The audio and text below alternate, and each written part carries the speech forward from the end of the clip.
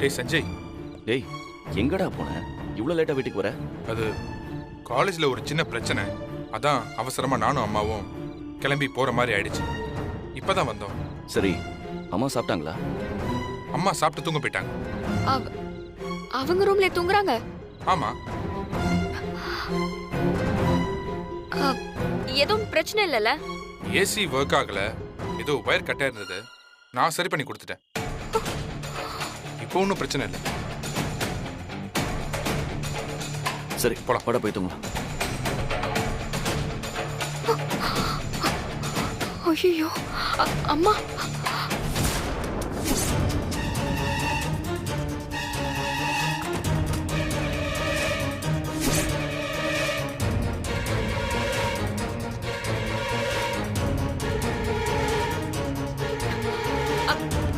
அம்மா அம்மா அம்மா, கதவு திறங்கம்மா.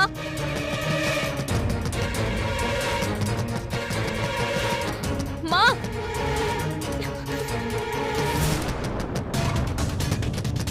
கதவு திறங்கம்மா.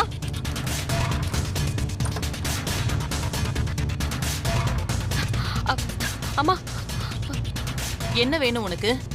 எதுக்கு இந்த நேரத்துல வந்து கதவை தட்டிட்டு இருக்க? தயவு செஞ்சு இந்த ரூம்ல தூங்காதீங்க.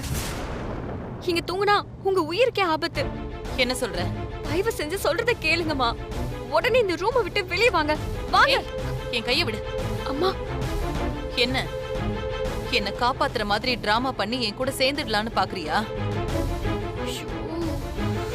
நீ இந்த வீட்ல இருந்தாலும் நீ வேற, நான் வேறதான். உன்னை நான் என்னைக்குமே என்னோட மருமகளா ஏத்துக்கவே மாட்டேன். நான் உங்ககிட்ட அதெல்லாம் எதிர்பார்க்கவே இல்லை. முதல்ல ரூமை விட்டு வெளியே வாங்க. முடியாது. நான் என் ரூம்ல தான் தூங்குவேன். நீ சொல்றது எல்லாம் நான் நம்ப மாட்டேன். போ, போய் உன் வேலையை பாரு. போ. அப்ப எனக்கு வேற வழி தெரியல. என்ன மன்னிச்சிருங்கம்மா. ஏய் ஏய், சொன்ன கேளுங்க. வெளியே போங்கம்மா. ஏய் வித்யா, என்ன பண்ணிட்டு இருக்க? கதவு தர. வித்யா, கதவு திறக்க போறியா இல்லையா? என்னாச்சு? ஏ வித்யா, கதவு தர. என்னாச்சு? என்ன பண்ணிட்டு இருக்க நீ? என்னடா மேல ஒரே சத்தமா கேக்குது? எனக்கும் தெரியலப்பா. ஏ வித்யா, கதவு தர. கதவு தரன்னு சொல்றேன்ல. ஏய், நான் சொல்றதையும் நம்ப மாட்டாங்க. இப்போ ஏசி ஆஃப் பண்ணாலும் மறுபடியும் உள்ள வந்து ஆன் பண்ணிடுவாங்க. இதுக்கு ஒரே வழி நாம உள்ள இருக்கிறது தான்.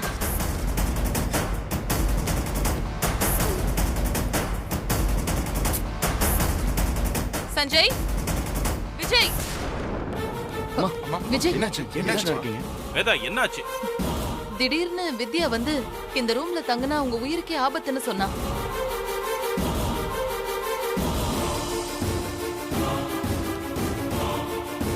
நான் அதை நம்பாம இருக்கவும் என்னை வெளியில தள்ளி விட்டுட்டு அவ ரூமுக்குள்ள போய் கதவை சாத்திக்கிட்டா.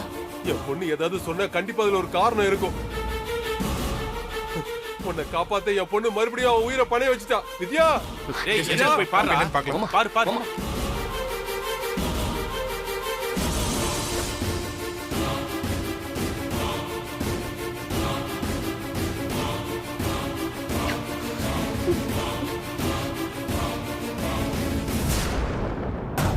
வித்யா, அப்படி வித்யா, வித்யா, கதவு திற. வித்யா.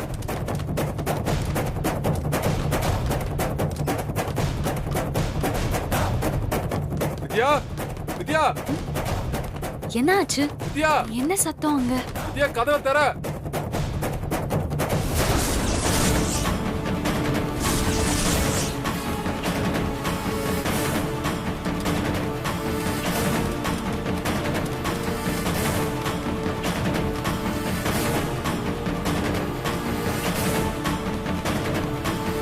என்ன நடக்குதுங்க?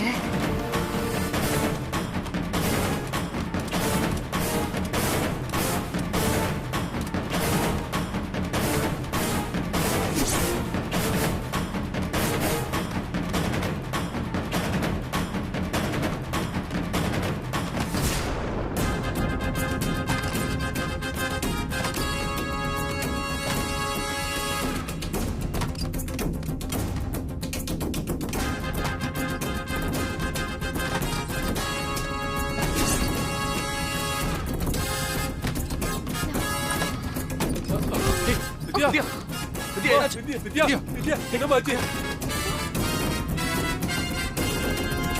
ஐயோ, சஞ்சய், மாப்ள, தூக்கு. வித்யா வித்யா என்னாச்சுமா உனக்கு?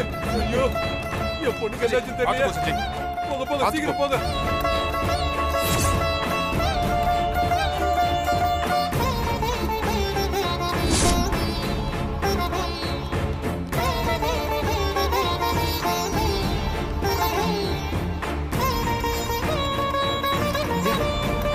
வித்யா, தம்பி வித்யா, தண்ணி. டாக்டருக்கு ஃபோன் பண்ணுங்க சீக்கிரம். பண்றேன். வித்யா வித்யா வித்யா வித்யா கண்ணை திறந்து பாருமா. கண்ணை திறமா.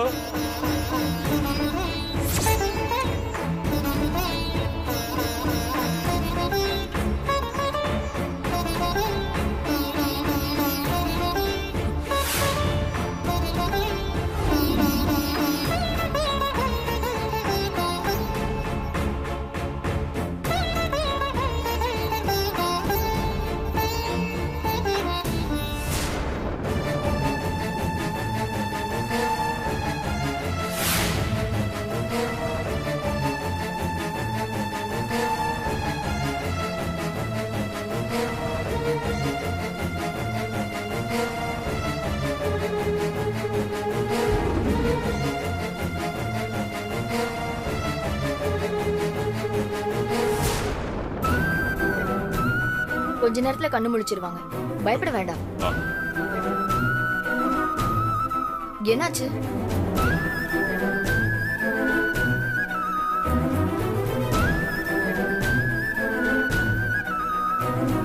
நான் அந்த ரூமை பார்க்க முடியுமா? வாங்க டாக்டர்.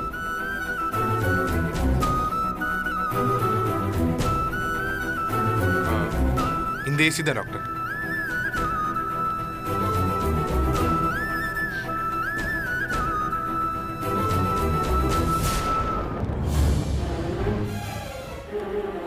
டாக்டர் என்னாச்சு? ஏசில கேஸ் லீக் ஆயிருக்கு போல.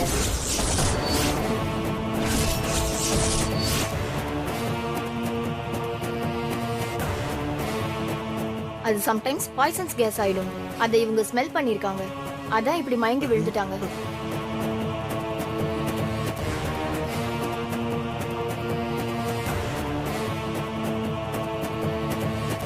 வித்யா, பாத்து பாத்து வித்யா, வித்யா வித்யா, கூப்பிடு. மெதுவா, மெதுவா இரு. வித்யா, வித்யா ஒண்ணும் இல்ல. வித்யா, வித்யா, வித்யா, இங்க பாரு, இங்க பாரு. அந்த ரூம்ல இருக்க ஏசி ஆஃப் பண்ணிட்டு ரூமையும் லாக் பண்ணிடுங்க. காலையில மெக்கானிக்க வர சொல்லி சர்வீஸ் பண்ணிடுங்க. டாக்டர், இனி வித்யாவுக்கு எதுவும் ஆபத்து இல்லைல்ல? ஒன்னும் பிரச்சனை இல்ல. இது வெறும் மயக்கம்தான். ஒருவேளை நைட் ஃபுல்லா அந்த ரூம்ல தூங்கி இருந்தா இவங்க உயிருக்கே ஆபத்தாயிருக்கும்.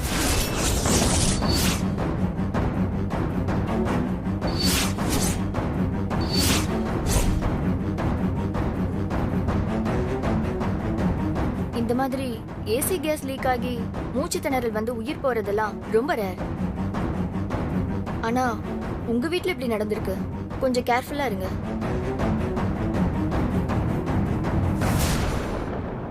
இவங்க ரெஸ்ட் எடுக்கட்டும். சரிங்க டாக்டர். நான் வரேன். வாங்க டாக்டர். வித்யா இப்ப பரவாயில்லையா? எனக்கு ஒண்ணும் இல்ல பாத்தியா சஞ்சய். வேதா, என் பொண்ணு உன் உயிரை காப்பாத்த பார்த்திருக்கா. ஆனா நீ அவளையே சந்தேகப்பட்டிருக்க. அவ சொன்னது உண்மை நிரூபிக்க என் பொண்ணு அவ உயிரையே பணைய வச்சிருக்கா. இப்போது நீ என் பொண்ணு புரிஞ்சுக்க. உன்னோட இந்த பிடிவாதத்தால இந்த வீட்ல இன்னும் என்னென்னலாம் நடக்க போகுதோ. ஏன் வேதா இப்படி இருக்க? இத கூட டிராமா வித்யா நடிக்கிறான்னு சொல்லுவியா?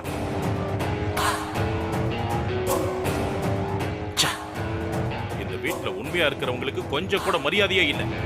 மாமா, அத்தை ஏதோ சொல்லாதீங்க. நீ சத்தம் போட்டு எங்கேயாவது கூப்பிட்டுருக்கலாம்லமா? ஏமா இந்த ரிஸ்க் எல்லாம் நீ எடுக்கிற? வேதா இந்த குடும்பத்துக்கு எவ்வளவு முக்கியமோ அதே மாதிரி நீயும் முக்கியமா. அதை நீ முதல்ல புரிஞ்சுக்கோ. இனி நீ யாருக்காகவும் உன் உயிரை பணைய வைக்காத ப்ளீஸ். வித்யா, உனக்கு எப்படி கேஸ் லீக் ஆகிற விஷயம் தெரிஞ்சிச்சு?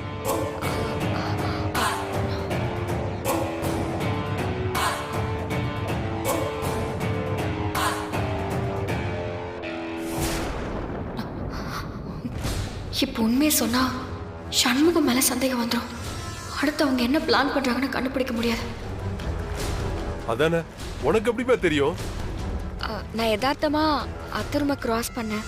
ஏசில திடீர்னு இண்டிகேட்டர் லைட் எரிஞ்சுது. ஏதோ பீப் சவுண்டு வந்துச்சு.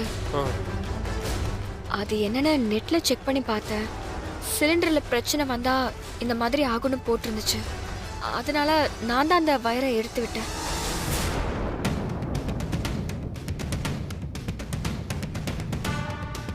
அது தெரியாம நீங்க வயரை மாட்டி விட்டுருக்கீங்க. அத்தையும் தூங்க போயிருக்காங்க. அதனால தான் நான் ஓடி வந்து அத்தையை தடுத்தேன். அவங்க நான் சொன்னதை புரிஞ்சுக்கல. அதனால தான் நானே ஏமா புரிஞ்சுக்கலான்னு அப்படியே விட்டு தொலைய வேண்டியதானே? நீ ஏமா போய் கதவை சாத்திக்கிட்ட? இந்த குடும்பத்துக்கு அவங்க அம்மா உசுரை கொடுத்தது போதாதா? இப்ப நான் உன்னையும் சாக கொடுக்கணுமாமா? பா, எனக்கு ஒண்ணும் இல்ல, விடுங்க.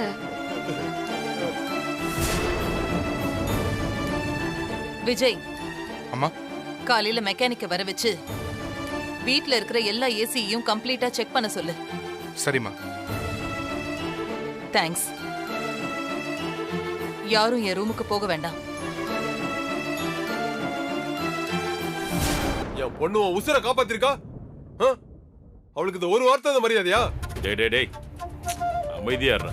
டேய், உங்கள மாதிரி ஒரு நன்றி கேட்ட குடும்பத்தை இது வரைக்கும் நான் பார்த்ததே இல்லடா. உங்கடா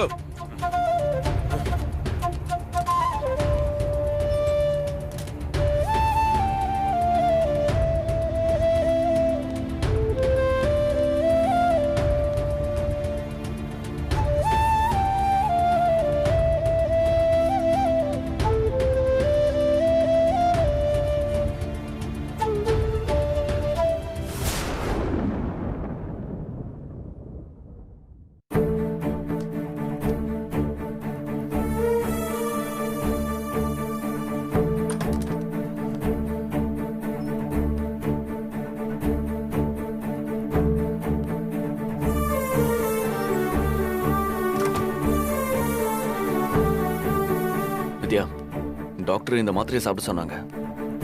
இந்தா சாப்பிடு. எனக்கு வேண்டாம்.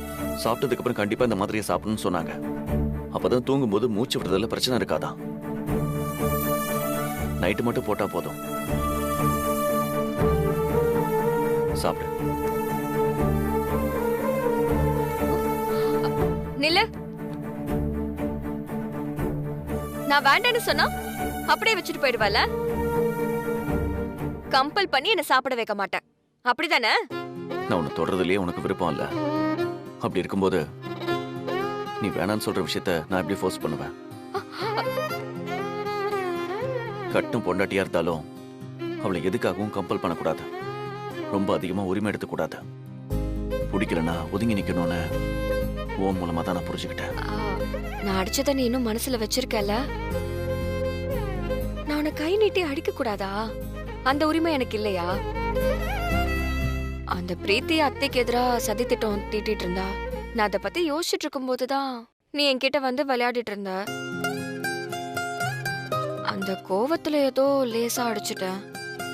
அதுக்கு நீ இப்படி மூஞ்சி தூக்கி வச்சிட்டு இருப்பியா? மத்தபடி வேற எந்த காரணமும் இல்ல. பழசெல்லாம் நினைச்சு நான் உன்னை அடிக்கல. நீதான் குற்ற உணர்ச்சியில கண்டதையும் கற்பனை பண்ணிக்கிற. நான் உன் மேல அவ்வளவு வெறுப்பா இருந்தா இத்தனை நாள் இதே ரூம்ல உன் கூட நான் தங்கியிருக்கவே மாட்டேன். எனக்கு உன் மேல கோவம் இருக்கிறது உண்மைதான்.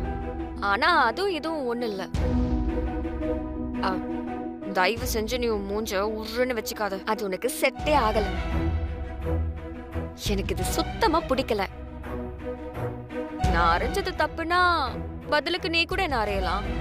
இந்தா அரை. அரை. இப்படி ஆப்பிள் மாதிரி கணத்தை கட்டி அறைய சொன்ன எனக்கு அறைய தோணுமா? அப்போ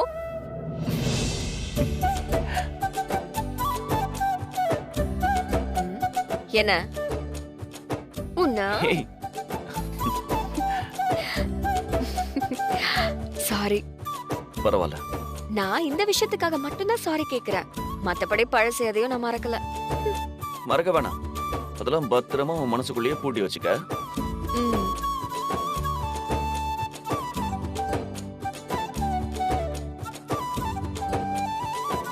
நீ முதல்ல உட்காரு. காட்டு. ஆ, இந்தா. மெதுவா மெதுவா. ஓ ஏய் சாரி சாரி சாரி. ஒழுங்கா வாயை திறக்கணும்.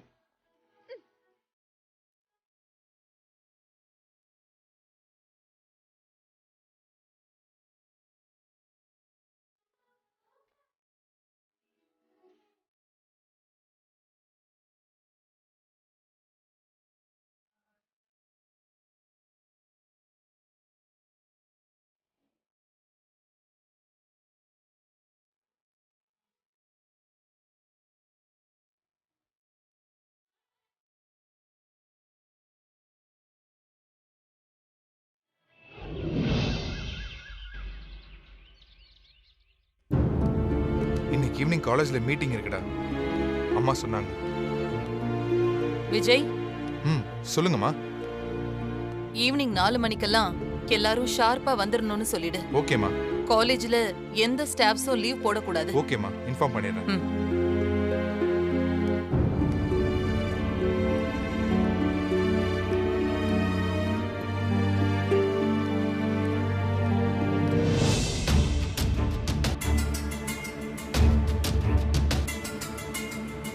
என்ன பார்த்துட்டு நிக்கிறீங்க? வந்து சர்வ் பண்ணுங்க.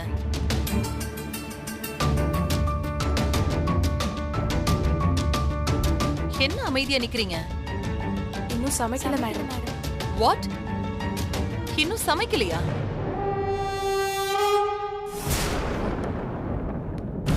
வித்யா, மார்னிங் நீ தானே சமைப்ப? காலையில எழுந்திருக்க கொஞ்சம் லேட் ஆயிடுச்சு, அதனால நான் சமைக்கல.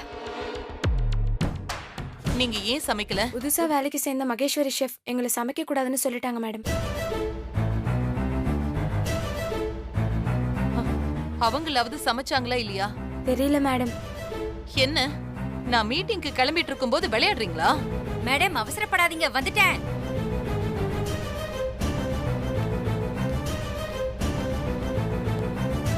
உள்ள எல்லாம் ரெடியா இருக்கு, போய் எடுத்துட்டு வாங்க. என்ன பண்ற மகேஸ்வரி?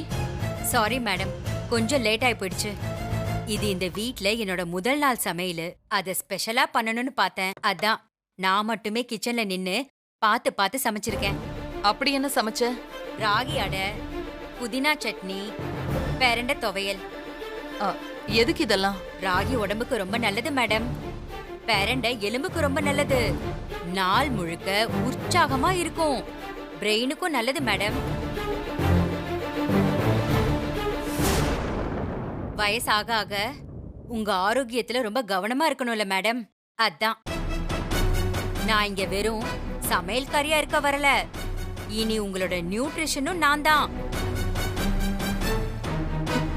உங்களுக்கு எந்த நோயும் வராம ஆரோக்கியமா பாத்துக்க வேண்டியது என்னோட பொறுப்பு.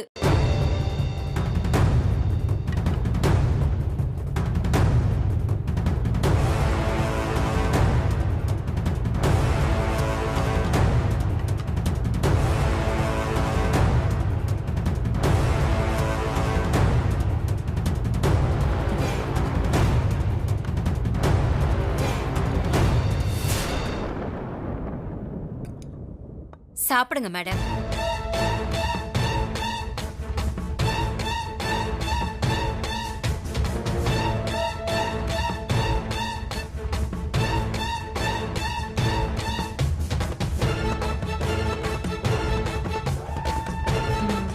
ம், ரொம்ப நல்லா இருக்கு. Thanks madam. உங்களை மாதிரி ஆளுங்க எல்லாரையும் விட 10 வருஷம் அதிகமா வாழ்ந்தா அதனால பல பேருக்கு நல்லது மேடம். அதனாலதான் நான் இந்த வீட்ல வேலைக்கே சேர்ந்தேன். மதியம் நைட்டுன்னும் 3 நேரமும் உங்க ஆரோக்கியத்தை மட்டுமே மனசுல வச்சு நான் தனி மெனுவே ரெடி பண்ணிருக்கேன். இனிமே அதுதான் எல்லாருக்குமே சாப்பாடு. ஹெல்த்தை மட்டும் யோசிச்சு டேஸ்ட்ல காம்ப்ரமைஸ் ஆக வேண்டாம். அதுவும் ரொம்ப முக்கியம். டேஸ்டும் குறையாம உங்க ஹெல்த்துக்கும் குறையில்லாம நல்ல சாப்பாடா கொடுக்க வேண்டியது என்னோட பொறுப்பு மேடம்.